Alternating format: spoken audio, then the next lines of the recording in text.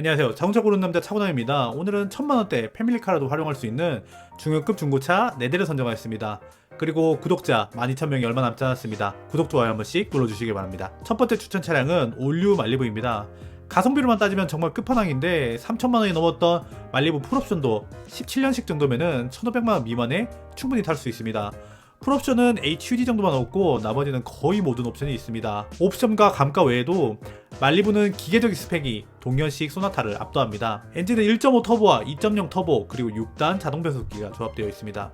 1.5 터보 엔진은 GM의 SGE 엔진, 그러니까 GM의 가솔린 소형 엔진 라인업으로 더 뉴트렉스에 들어가는 엔진과 배기량만 다를 뿐 구성은 동일한 엔진을 사용하였고, 2.0 엔진은 캐딜락 CT6와 ATS, 카마로 등 GM의 상당히 많은 차종에 들어간 2.0 터보 엔진의 디튠 버전이 들어갔습니다. 전륜 구동이 말리부의 실정에 맞춰서 출력은 조정되었으나 1.5 터보 엔진이 제로백 8초, 2.0 터보 엔진이 제로백 6초대로 제로백이 11초대인 소나타와 비교하면 상당히 우수한 출력을 갖고 있습니다. 다만 2.0은 고급류 세팅이 되어 있고 1.5 엔진과 2.0 엔진 모두 직분사 기술이 적용되어 있습니다. 미션은 우리에게 보령 미션으로 익숙한 GM의 하이드라매틱 6단 자동 변속기가 들어갔습니다. 다행히 잼3에 해당하는 3세대 미션이라서 1세대나 2세대처럼 멍청하거나 내구성 이슈는 크게 없었습니다. 이외에도 보쉬가 공급하는 렉타입 전자식 스티어링 휠이 들어갔고, 보강된 샤시를 사용하여 미국에서 진행하는 가장 까다로운 안전도 테스트에도 높은 점수를 받았습니다. 차체 크기도 전세대보다 60mm가 커지고 경쟁 차종인 LF 소나타와 비교해도 70mm나 더 큽니다. 그리고 한 단계 윗급인 IG 그랜저와 비교해도 불과 5mm밖에 작지 않아 전세대 말리부가 실내 공간 때문에 문제가 되었지만, 올류 말리부는 전세대 단점을 모두 개선한 넓은 2열과 트렁크를 갖고 있습니다. 중형 중에 크기가 가장 큼에도 불구하고 적극적인 경영하로 전세대 대비하여 100kg 이상을 감량하여 1.5 엔진 기준으로 소나타보다 가벼운 1400kg의 공차 중량을 갖고 있어 터보 엔진과 경량화가 잘 된 차체가 더해져 오너들의 주행 만족도가 높은 차량입니다. 하지만 말리부도 아시는 것처럼 수리비와 부품비가 비싸고 고질병으로 냉각수통이 쉽게 깨져서 냉각수 누수와 후륜 너클 부싱이 노화가 되면 소음이 쉽게 발생하는 등 자잘한 문제가 있습니다. 한 가지 심각한 고질병이 있는데 말리부 동호회 오너들 사이에서 물이 새는 사례가 심심치 않게 보입니다. 누수는 쉽게 잡을 수 없어 구매 전에 트렁크 바닥을 들어서 물자국이 없는지 꼭 확인해 보시기 바랍니다. 그리고 보령 미션 3세대가 개선이 되었다고는 하지만 여전히 만족할 수준의 변속기는 아니라서 미국처럼 아이신 8단은 넣어줬으면 좋았을 텐데 아쉬움이 남습니다. 또 실내도 폭넓게 가죽이 사용되어 얼핏 보면 매우 고급스럽지만 가죽과 딱딱한 플라스틱이 섞여 있어 실제로 만져보면은 전체적인 실내 소재감도 고급스러운 듯 고급스럽지 못합니다. 핵 가성비 중형 세단 말리부가 첫 번째 추천 차량입니다. 두 번째 추천 차량은 3세대 투싼 올류 투싼입니다. SUV는 감가가 세단 대비 적은 편이기 때문에 1000만원 초중반에 사야 한다면 중형보다 한 급 낮춰야 그래도 상태가 괜찮은 매물이 많은 것 같습니다. 만약 예산이 1500만원 이상이다면 산타페 프라임이나 올류 소렌토를 추천드리나 1500만원 미만의 예산이라면 투싼이나 스포티지가 맞지 않나 생각이 듭니다. 올류 투싼은 1.6 가솔린 터보와 1.7과 2.0 디젤 엔진이 있습니다. 가솔린 1.6과 디젤 1.7에는 현대 건식 7단 듀얼 클러치가 들어갔고, 디젤 2.0에는 6단 자동 변속기가 들어갔습니다. 투싼은 엔진에는 크게 문제된 적이 없으나 소배기량 터보 엔진에 들어간 듀얼 클러치는 변속감이나 내구성에 이슈가 좀 있었습니다. DCT는 부드럽게 출발하지 않으면 울컥거림이 있을 수 있고, 습식과 다르게 건식은 공기로 냉각하는 방식이다 보니 정속주행 없이 갈아서다가 많은 시내주행이 많다면 변속기에 발열 문제가 발생할 수 있어 추천을 드리지 않습니다. 내가 부드럽게 운전하는 스타일이고 주로 고속도로 같이 정속주행을 많이 하신다면 동력 손실이 적어 연비가 좋은 듀얼 클러치를 선택해도 나쁘지 않을 것 같습니다. 그렇지 않고 큰 신경 안 쓰고 무난하게 타고 싶다면 2.0 디젤 엔진과 6단 자동 변속기를 추천드립니다. 1.7 디젤 엔진인 U2 엔진과 2.0 디젤 엔진인 R 엔진은 두 엔진 다 품질로는 크게 문제된 적이 없습니다. 특히 R 엔진은 제가 20만 킬로, 저희 아버지가 26만 킬로를 운전했으나 엔진 트러블을 경험한 적이 없어 제 기준으로는 좋은 기억이 많은 엔진입니다. 투싼은 미국과 유럽에서 상당히 호평을 받아 높은 판매량을 기록했고, 한때 현대에서 가장 잘 팔리는 차종에 이름을 올릴 정도로 높은 상품성을 가진 차입니다. 미국 보험협회가 주관하는 가장 까다로운 안전도 테스트에서 가장 높은 등급을 받았는데, 미국에서 팔리는 준중형 SUV 중에는 유일하게 운전석은 물론 동승석 스몰 오버레 테스트에도 9등급을 받았습니다.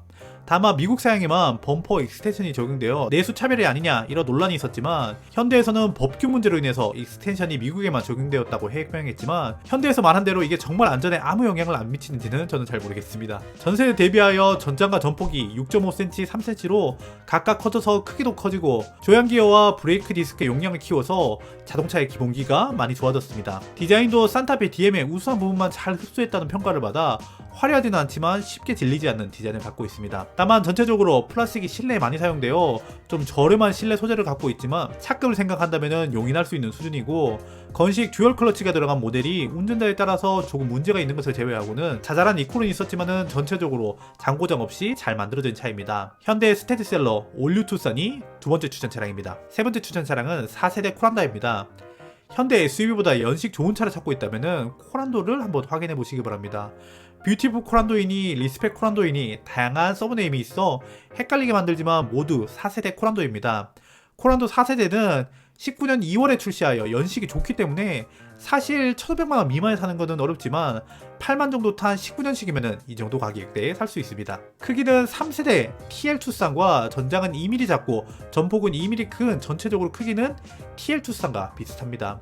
하지만 이때 출시한 5세대 스포티지나 4세대 투싼이 거의 QM6만큼 커졌기 때문에 타사 준중형 SUV 대비 크기가 작아 신차로는 인기가 많이 없었지만은 중고차 시장에서는 감가폭이 크기 때문에 TLQL 투싼과 스포티지와 비교한다면 메리트가 있다고 생각합니다. 엔진과 미션은 티볼리에서도 사용하여 한번 검증된 1.5 가솔린 터보와 요소수가 들어가는 1.6 디젤 엔진이 적용되었고, 미션은 일본의 IC 6단 자동 변속기가 사용되었습니다. 쌍용은 비트라 미션 이후로 많은 차종에 IC 미션을 사용하고 있는데, 쌍용에 들어간 IC 미션은 변속이 빠릿빠릿하다는 평가는 못 받지만 전반적으로 무난하고 장고장이 없습니다.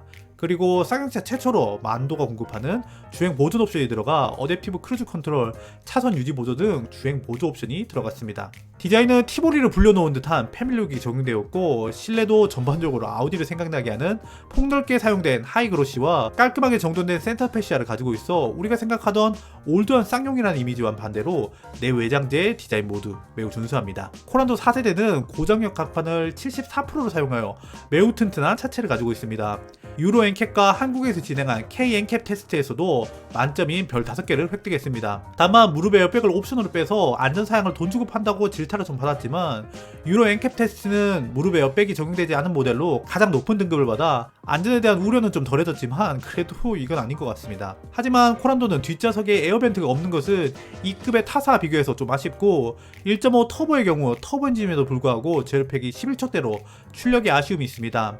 연비 향상과 저공해 상급 인증을 받기 위해 엔진 세팅을 연비와 배출가스 감소에 포커스를 맞추지 않았나 생각이 듭니다. 신차 판매는 폭망했지만 중고차로 찬찬히 보면은 딱히 모난 부분 없는 코란도 4세대가 세 번째 추천 차량입니다. 마지막 네 번째 추천 차량은 LF 소나타입니다. 저를 포함한 많은 채널에서 1000만원의 중고차를 사용한다면 LF 소나타를 많이 추천해서 좀 식상하시겠지만 뜨끈한 국밥 같은 가성비가 좋은 차라서 빠뜨릴 수가 없었습니다. LF 소나타는 공간 넓고 안전하고 옵션 풍부하고 잘 고장 안 나고 고장나도 수리비 저렴하고 디자인도 쉽게 질리지 않고 어느 순간부터 중고차 감가도 적어서 어디 하나 못한 데 없이 고르게 우수한 능력을 갖고 있어 무난하게 탈 중고차를 구하신다면 소나타가 제격입니다. 소나타는 2010년대 출시한 현대차 중 유일하게 MPI 엔진이 달려 있습니다. 혹시 MPI가 뭔지 잘 모르시는 분들이 있을 것 같아서 짧게 설명드리면은, GDI는 연료를 바로 실린더에 분사하는 방식이라서 정밀하게 연료량을 제어할 수 있어 출력과 효율이 우수하지만 구조적으로 소음과 진동 그리고 내구성 등 여러가지 문제가 있어 현재는 GDI만 쓰이는 엔진이 점점 줄어드는 추세입니다. MPI는 연료를 흡기 라인에 분사하는 방식으로 쉽게 말해서 공기가 들어가는 통로에 연료를 분사해서 연료와 공기가 섞여서 실린더에 같이 들어가는 방식입니다. 예전부터 사용해온 방식이라 GDI보다 출력과 연비가 좀 떨어지지만은 유지 보수도 용이하고 구조가 간단하여 고장도 적습니다. 소나타와 비슷한 시기에 출시한 아반떼, 그랜저, 제네시스, 엑센트까지 모두 직분사 엔진이 적용되어 있어 각 차종마다 하나둘씩 크고 작은 문제가 있지만 소나타에 들어간 엔진은 택시의 선택을 받았을 정도로 상대적으로 우수한 내구성을 갖고 있습니다. 그리고 이 당시 현대차가 실내 공간 하나는 기막히게 뽑았기 때문에 패밀리카로 쓰기에도 충분한 크기를 가지고 있고 차체는 보강된 엔투 플랫폼이 적용인데요. 미국에서 진행하는 가장 까다로운 충돌 테스트에서 우수한 점수를 받아 협회가 선정하는 가장 안전한 차로 선정되었습니다. 출시 당시에는 소나타 디자인이 너무 무난하다고 욕을 먹었는데 소나타 디자인은 항상 퐁당퐁당인 거 아시나요? 한 번은 너무 무난하고 한 번은 너무 진보적이고 이런 패턴이 계속 반복되고 있습니다.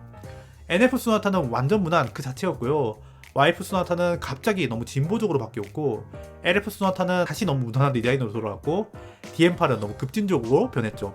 여튼 처음에 나왔을 때는 너무 심심하게 생겼다고 호불호가 많았지만 계속 보다 보니 무난한 디자인이 오히려 쉽게 안 질리는 디자인인 것 같습니다. 옵션도 현대 중형 급나누기로 전동 트로크나 HUD 같은 옵션은 안 들어갔지만 꼭 필요한 열선류, 전동 및 통풍 시트 등 현대차답게 상위 트림으로 간다면 옵션도 상당히 풍부합니다. 국밥 같은 가성비 LF 소나타가 마지막 추천 차량입니다.